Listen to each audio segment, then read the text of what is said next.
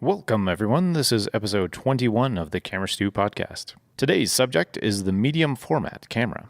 Sponsors for this show are Lightwear, maker of the finest photography equipment cases on the planet. The choice for some of the world's top professional photographers. You can see a full range of their products on lightwearinc.com. Foursquare, the innovative, lightweight, modular softboxes and light modifiers to use with speedlights and full-size strobe heads. The Foursquare block can be adapted to just about any speedlight currently being made.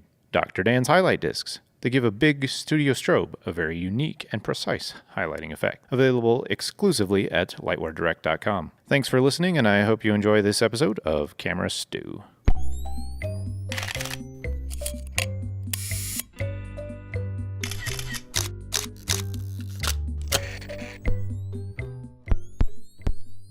And there we go. Good morning, everybody. Good morning. Good morning, and welcome to episode 21. 21. 21. Ooh, 21. Shake and cow. bake, baby. So we're no longer babes in the land. We are 21 and legal.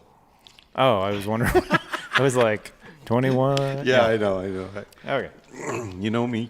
Hey, we already had episode 18. What are you talking about? Oh, yeah. Well, that's true. But now we can drink legally now.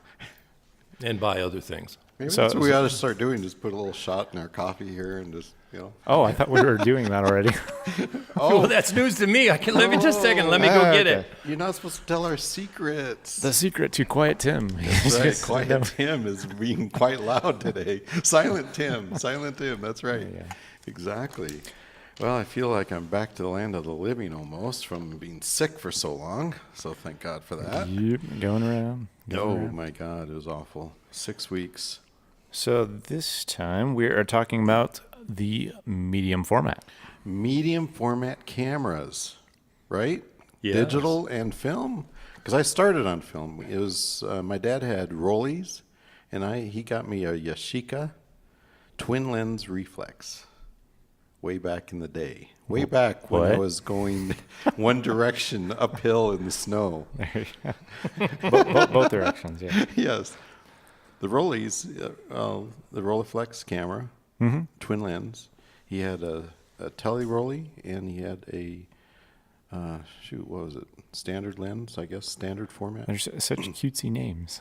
They are. But was my introduction into the field of photography and going in the darkroom with those things. Yeah, I agree. Now- Mine was, first introduction was a Pentax 6x7, Oh, wow. which then gave way to first purchase of a Hasselblad 500C. Ah. And that I still have, and it still holds my phase one back, which is why I like the Hasselblad V system, is that I have a whole bunch of lenses that are really nice, and just put that phase one back on, and it cranks out great pictures. Still to this day. Still to this day, yes. Yeah, this is pretty And I still pretty use rare in photography for something to last That long. that yeah. long and still be relevant. Yeah.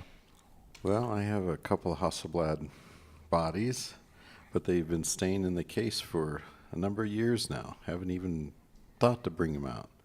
Why It's not? just the convenience of the digital. Oh, yeah. It just is. Mm-hmm. You just can't get around it. I think there's something about shooting film on medium format that you just can't get the same texture, emotion, feeling, hands-on that you can in medium format. Rolling that film onto the spool and putting it in the tank, putting on the lid, loading up the chemistry, and then 8 minutes later. We'll see what you got to do is get more hands-on with the digital and buy all the components and build your own computer. And That's what it is. It's You're that just dollar sign. You're just going and It's the skipping ahead dollar and sign. buying a pre-made camera, and you got to build it yourself. No. Well, I guess not the camera really, but Well, I really find that Fuji medium format is quite interesting. And I think next week we're going to have hands-on with it, right? Yeah. Next That's week gonna we'll be have pretty cool. the medium format Fuji in-house for a little, a little play date. little play date and some Yeah. cookies and milk, and Yeah, the GFX 50S. Right. That's one of them. And What was- 50R. For the 50R. Now I get them kind of confused. The 50S is the larger, has the larger. Yeah, and if you remember Viewfinder? R, Oh. rangefinder, That's Yeah, what there it you go. is. There now. I think you got it could even locked go in. 50S for studio Right. and the 50R for rangefinder.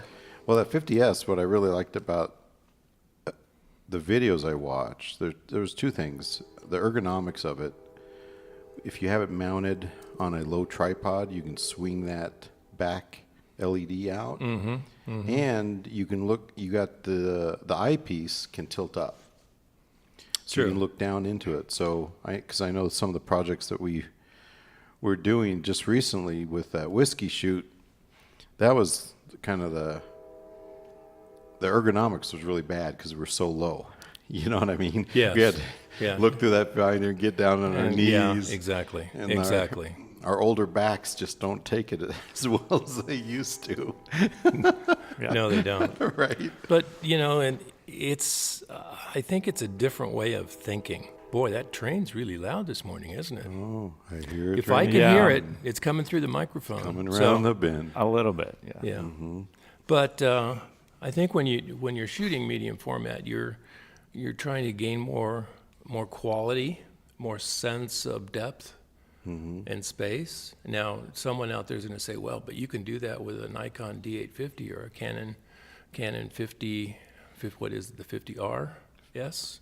50R and S, yes. Yeah. So, I mean, you've got the same amount of pixels per se, but there's just a sense of that big camera, and I think the bigger the sensor, the bigger that pixel sight can be. And so there's just a different look and feel. Now, I saw on the old venerable, YouTube, a gentleman in England comparing a Nikon Z7 to a 50R, and he really couldn't see the difference to a great deal between the two until you got up really nose close to the print. And then the 50R was pulling in just a little bit more detail in the shadows and those little funky little, Yeah. zone 2 and 3 and 4. They were just down in there. It could see more detail.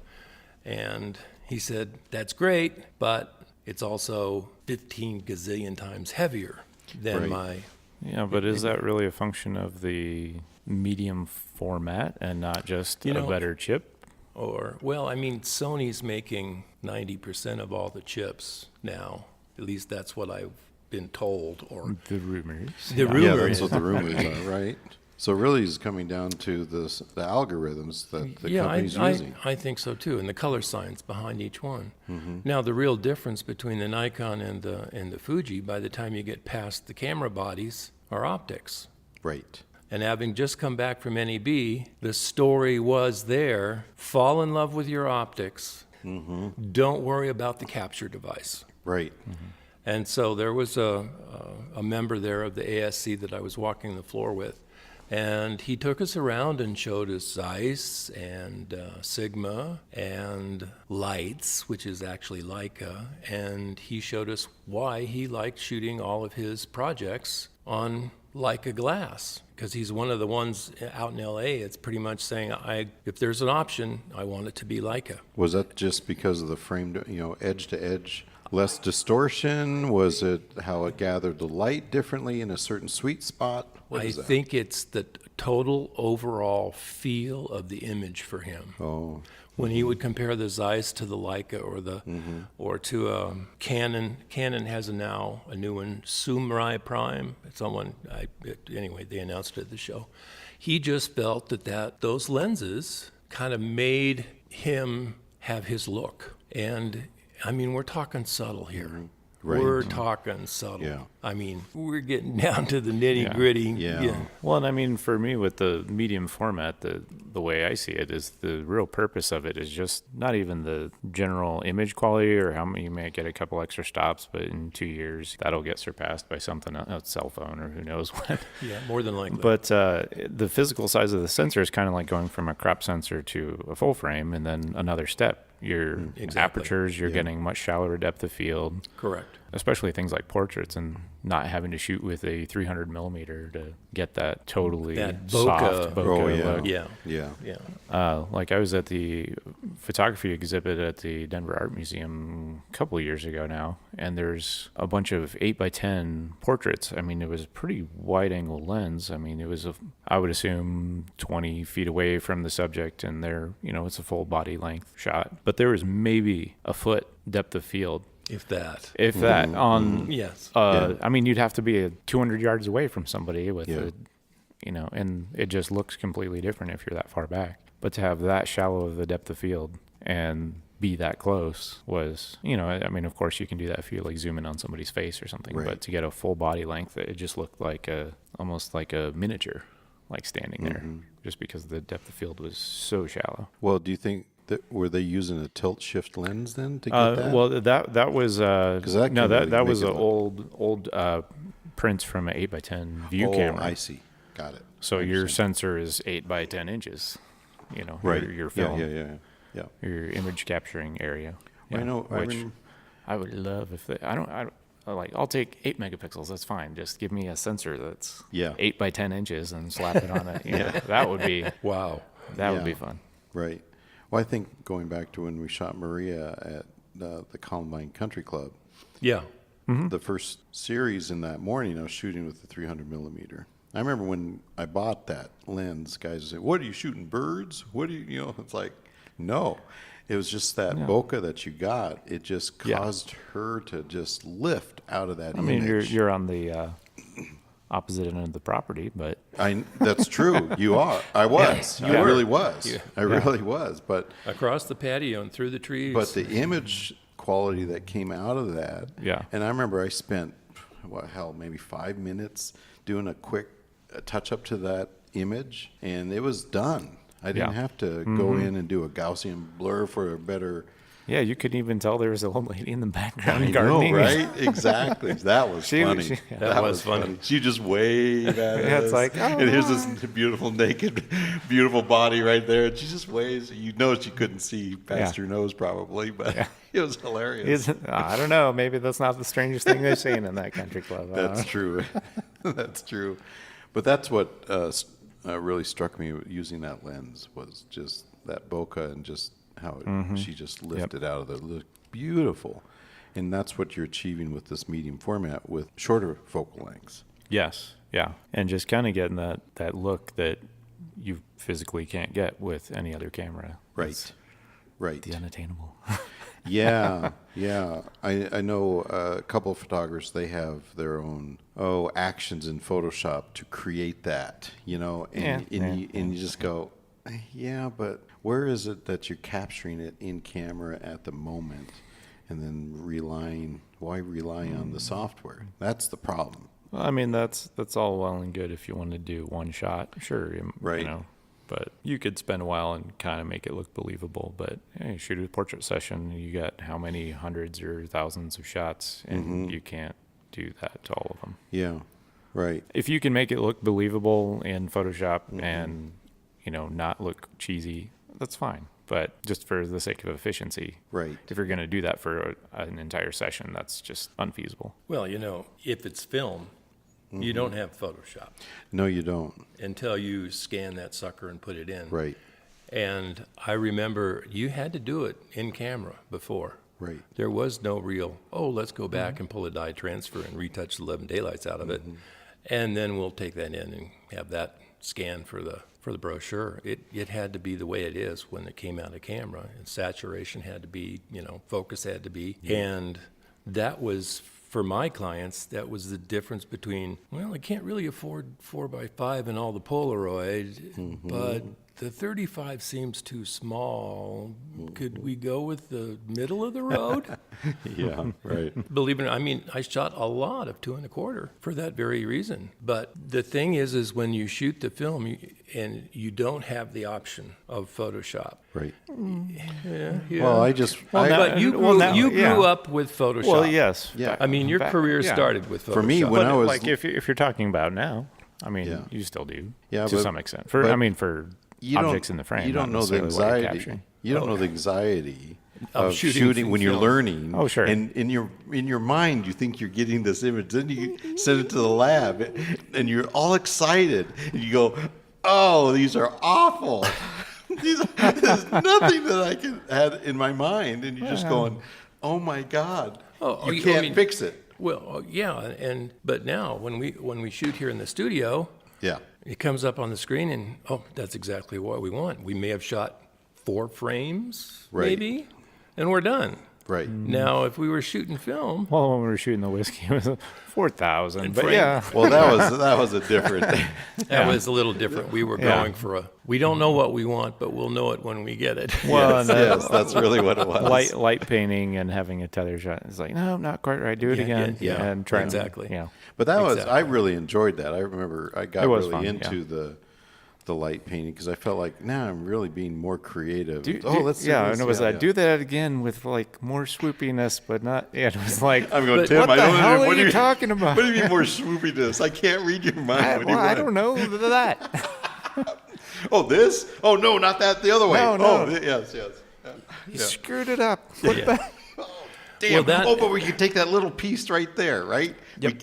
We got that Well, piece. I can remember Yeah. doing that same kind of thing, but on 4x5 sheet film. Oh, my God. And I had 4 sets up and 4 cameras up. Oh, my God. And I would block with a card in front of the lens the areas that I didn't want exposed. And I'd shoot one area, and then I'd move that film holder over to the next camera, block out the opposite side, shoot that area, go to the next set, block the other, shoot that. And I would stack the multiple exposures, stacking those images on top of each other. But you're masking out those areas, and then you stack. Oh, my God. So Yeah. Well, and how would you blend that? Just having the block physically close to When the lens you- so it's kind of soft? yeah, when you Yeah, put it close to the lens or further away from the lens, you can control how much blending occurs. You always Yeah. wanted to have some overlap.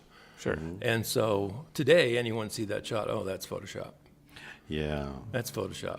And like when we did the stuff in in sand dunes, oh, that's Photoshopped. No, folks, we buried those computers.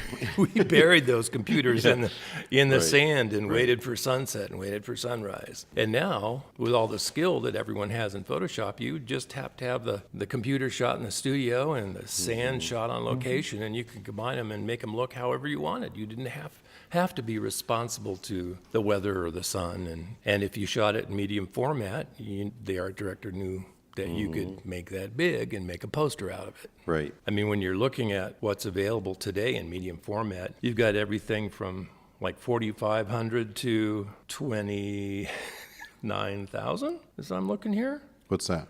Oh, I'm looking on technica.org, best medium formats. And Well, you can spend a lot more. oh, well, than these that. are bodies. These are bodies. There's no, I mean, you've got the latest Leica S for 16 thou. The You've price, got, right? yeah, a 60-100C for 28,000. Well, if you want to talk price, I mean, Fuji is really hitting it. Well, they're right. They're right in the good price point as far as Right. I'm concerned. But then when you look at their glass, the glass ain't cheap. But Right. the glass isn't cheap on any of them. Right. I mean, just take a 100mm macro that you've got on our Canons. That's what, a $700 lens? Yeah, something like that. You put that on medium format, I'm sure you're looking at $3,000 at least. Right. Right. So there is a difference.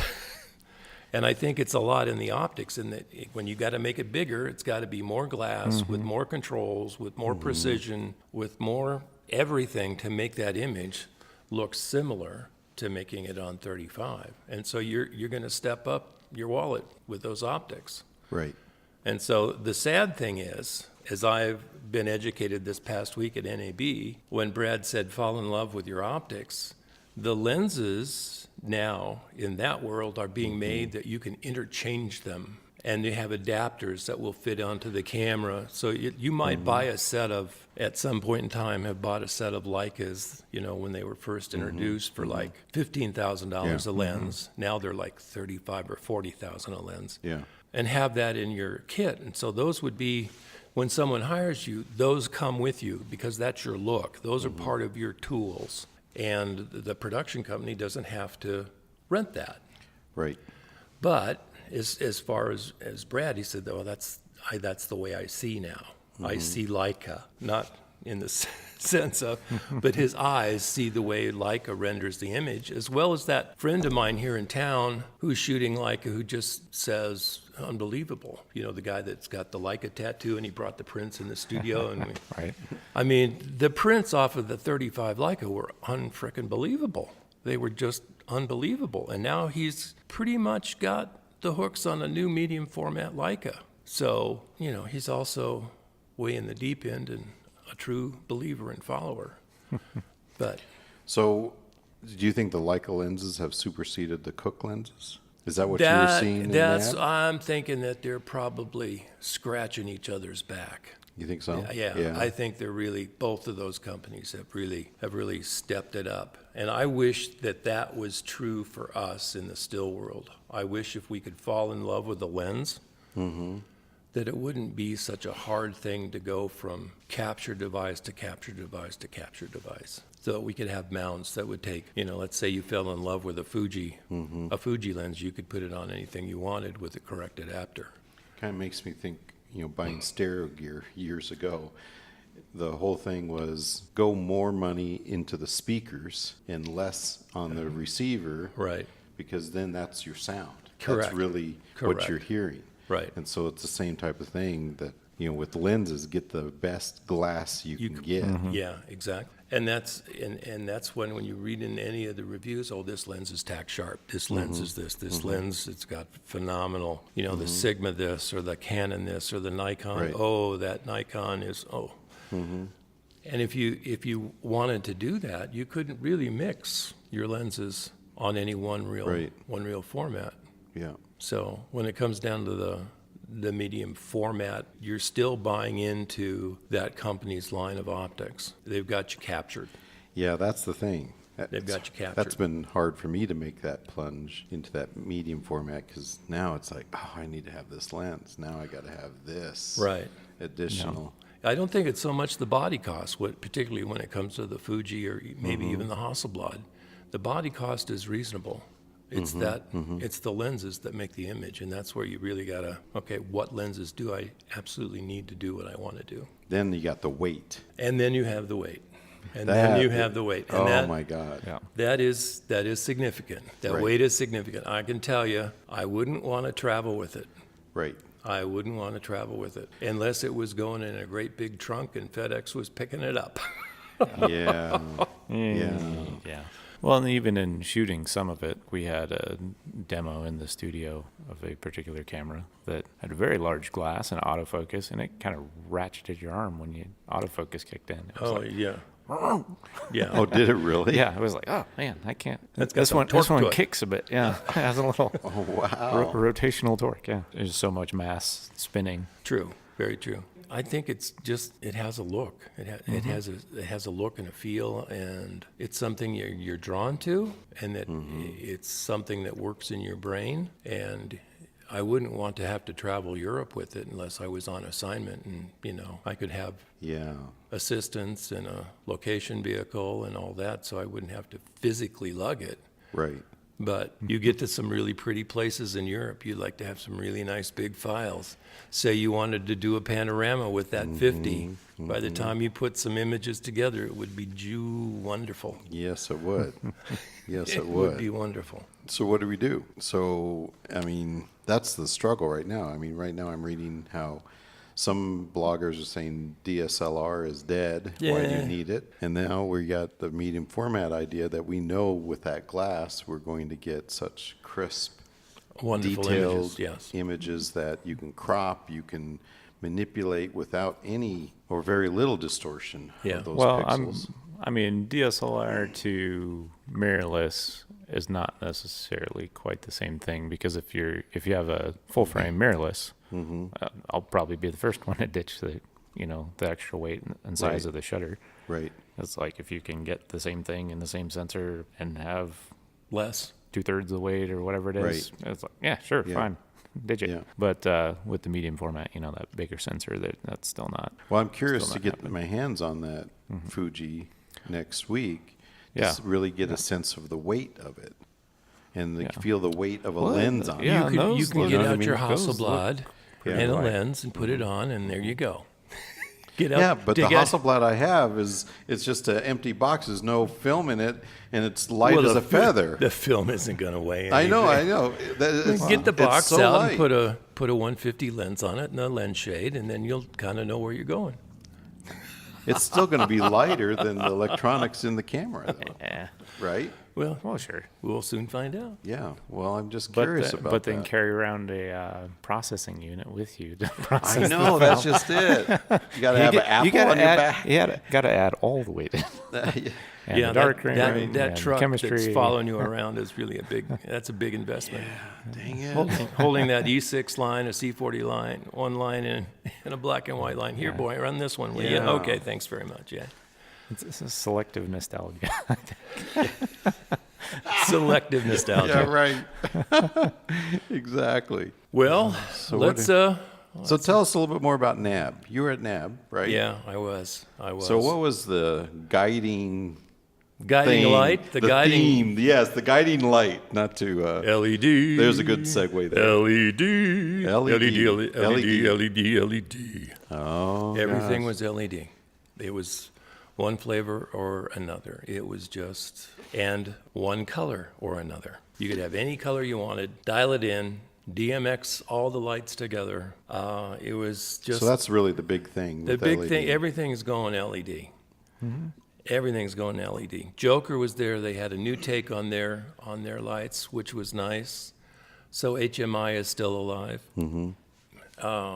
They've got kind of a look that's following the brawn color and the breezy umbrella look, I guess. They've got their own take on that. But everything else, it was three things: cameras, lights, Right. and lenses. And then if you weren't in that arena, you were in the mob in the other hall with the editing, the Software. software. Yeah, the software hall was a zoo. There were so many people in that hall. It was unbelievable. All the stuff that makes pixels go one way or another. right, It was yeah. just unbelievable amount of people in that hall. But the central hall that had most of the lighting in it, it was all basically a variation on a theme, a 1x1 or a 1x2, and it was bicolor or single color. It was daylight or it was tungsten or any color in between. And if you wanted to have the Roscoe filter pack with it, you could have the Roscoe or the Lee. Everybody's working on putting all those colors into the lights, so you can punch up any color you want. That's where I could see So- the real value Yeah. of paying for those lights. Because the light is still the light, and LED is still going to be LED. But what you can do with it in terms of dialing in any Roscoe gel, Right. any Lee gel. Yes, yeah. And I think it's only going to get better. See, I'm thinking, It's only going to get better. do you think it's there right now with what you saw to go back to shooting still light, If your pocket's deep enough.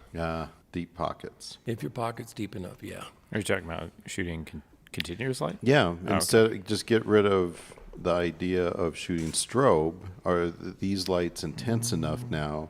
They're Yeah. intense. They're intense enough. Oh, sure. Yeah. And They're are they intense light enough. enough? So you know what my kit They're is. not. They're not light enough, as in weight wise. Is that Yeah. right? By the time you get what you want and you build the set like we've done in the past, and we light it, we're gonna be heavier Oh, see. than what we had with strobes. Still strobes is still light enough and packs the punch.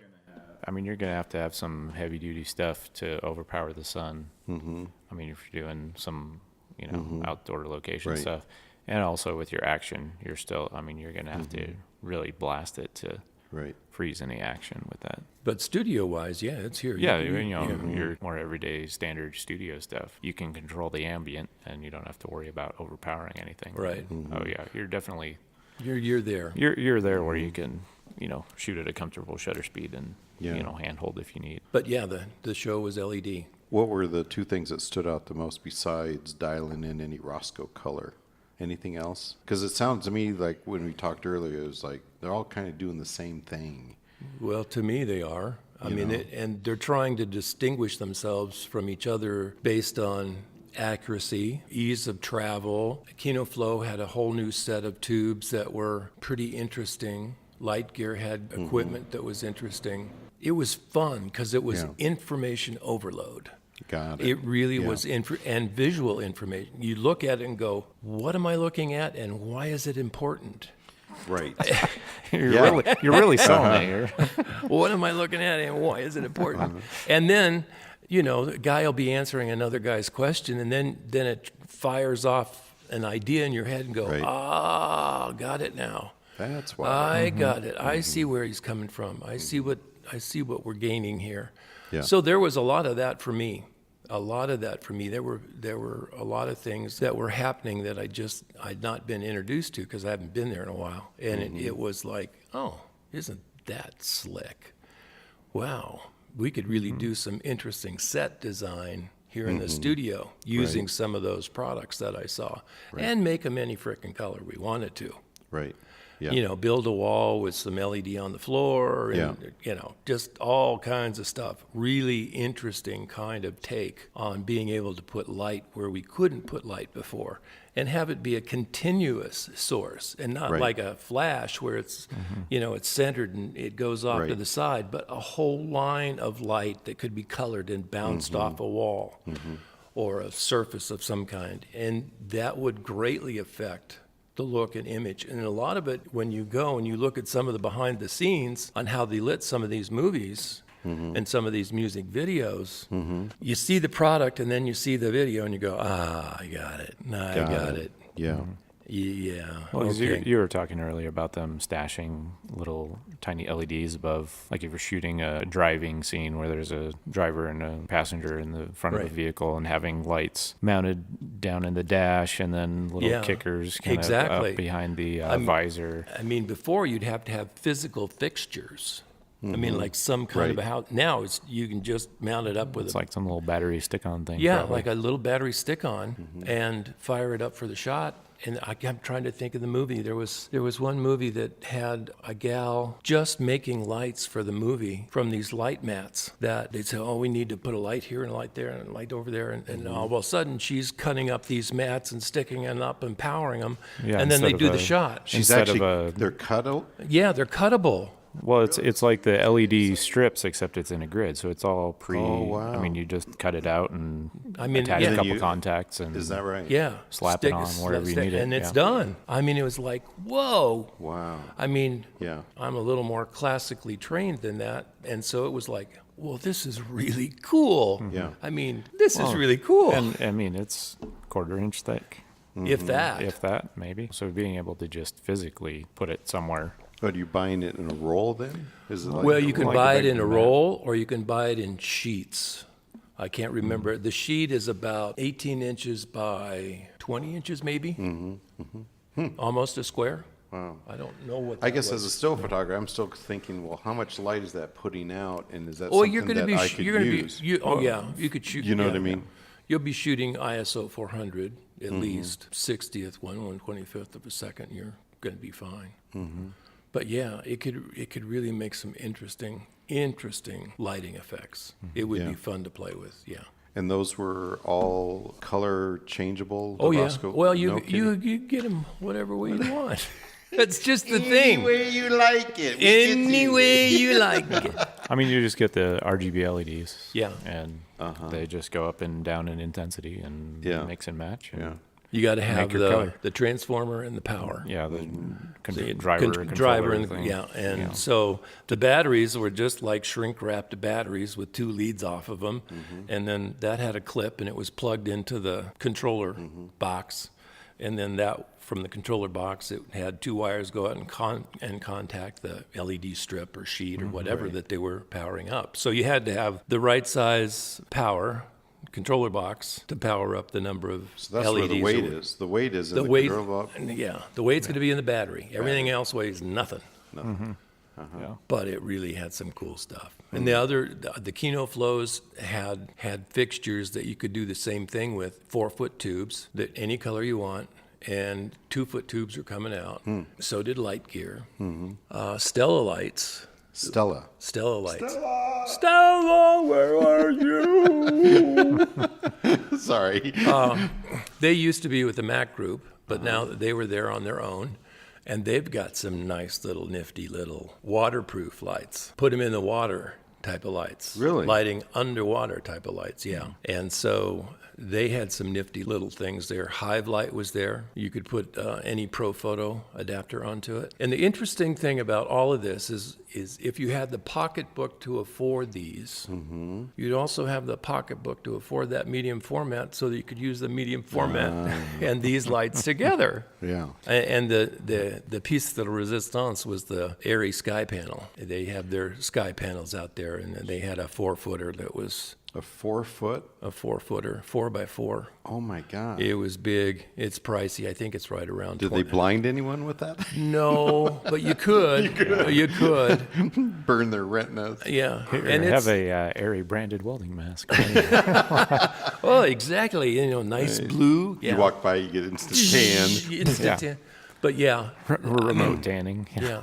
And right now they've kind of got I think, and this may not be a fact, they've got a little bit head start of everybody, and they're so easy to control on a movie set.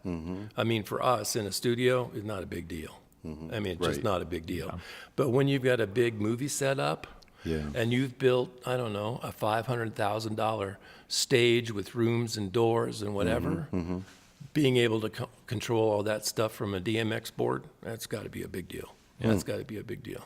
For us, little, V-flats and painted Yeah, walls, not right. so much. Right. That was pretty much NEB. And they did have, what I did have, and I failed to ask Larry earlier, they had a graphite version. Imagine a titanium, sandblasted, texturized, soft gray Fuji 50S on display in the Fuji booth. It was Really? like on this pedestal, and I was like going, how much is that bad boy? Oh my gosh. Did they let anyone? Did you Oh feel no! it? Oh no! It was. I couldn't stand in line long enough. Was about the third of the weight of the. Oh, it was. I mean, Fuji was busy. Panasonic was busy. JVC was busy. Zeiss was busy. All the big names were pretty busy. By the last Wednesday afternoon, it was pretty slow. Was it? Yeah. Yeah. I would have loved to have gotten my hands on that little camera in the Fuji booth. I was like going, oh my God, that looks so cool. That looks so cool. It so looks so You're getting a cool. little excited there, Polly. Yeah. And can have all the matching lenses that look the same. That would be making a statement, but my wallet is not that big by any means. Yeah. Yeah. Well, what else we got there, guys? Well, I think that we probably hit the nail on the head for today. For today, yeah. We got some pictures to make.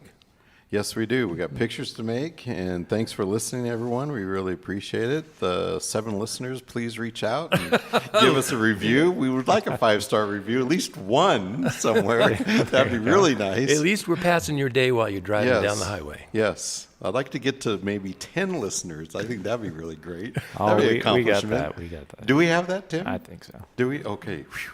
Well, Double digits. No, Double we're digits. in double digits. Yes. okay, everybody. Okay. Hope you all have a great time, a great week, and keep on shooting. This is All the Boys here at Camera Stew.